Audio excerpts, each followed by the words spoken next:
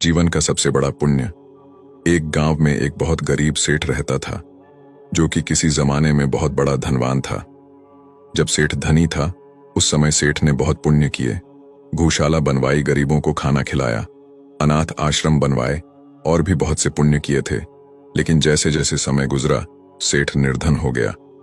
एक समय ऐसा आया कि राजा ने ऐलान किया कि यदि किसी व्यक्ति ने कोई पुण्य किए हैं तो वह अपने पुण्य बताए और अपने पुण्य का जो भी उचित फल है ले जाए। ये बात जब सेठानी ने सुनी तो सेठानी सेठ को कहा कि हमने तो बहुत पुण्य किए हैं, तुम राजा के पास जाओ और अपने पुण्य बताकर उनका जो भी फल मिले ले आओ। सेठ इस बात के लिए सहमत हो गया और दूसरे दिन राजा के महल जाने के लिए तैयार हो गया। जब सेठ महल जाने लगा तो सेठानी ने सेठ के लिए 4 रोटी बनाकर बांध दी कि रास्ते में जब भूख लगी तो रोटी खा लेना। सेठ राजा के महल को रवाना हो गया। गर्मी का समय दोपहर हो गई। सेठ ने सोचा, सामने पानी की कुंड भी है, वृक्ष की छाया भी है, क्यों ना बैठकर थोड़ा आराम किया जाए, वह रोटी भी खा लूंगा। सेठ वृक्ष के नीचे रोटी रखकर पानी से हाथ मुंह धोने लगा। तभी वहां पर एक कुतिया अपने 4-5 छोटे छोटे बच्चों के साथ पहुंच गई और सेठ के सामने प्रेम से दुम हिलाने लगी, क्योंकि कुतिया को सेठ के पास के अनाज की खुशबू आ रही थी।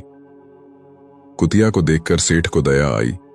सेठ ने 2 रोटी निकाल कुतिया को डाल दी। अब कुतिया भूखी थी और बिना समय लगाए कुतिया दोनों रोटी खा गई और फिर से सेठ की तरफ देखने लगी।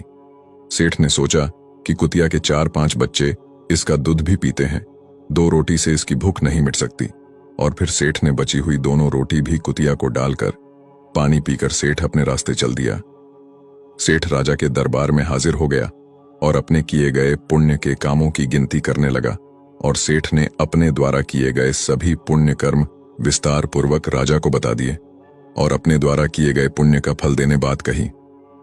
तब राजा ने कहा कि आपके इन पुण्य का कोई फल नहीं है, यदि आपने कोई और पुण्य किया है तो वह भी बताएं, शायद उसका कोई फल मैं आपको दे पाऊं।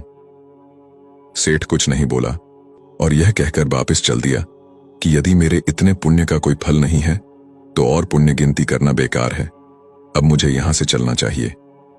जब सेठ वापस जाने लगा तो राजा ने सेठ को आवाज लगाई कि सेठ जी, आपने एक पुण्य कल भी किया था, वह तो आपने बताया ही नहीं।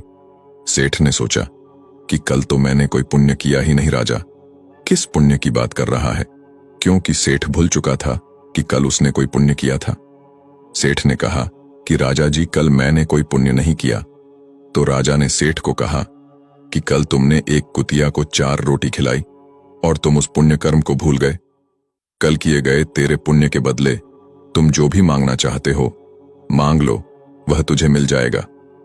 सेठ ने पूछा कि राजा जी, ऐसा क्यों, मेरे किए पिछले सभी कर्म का कोई मूल्य नहीं है और एक कुतिया को डाली गई 4 रोटी का इतना मोल क्यों?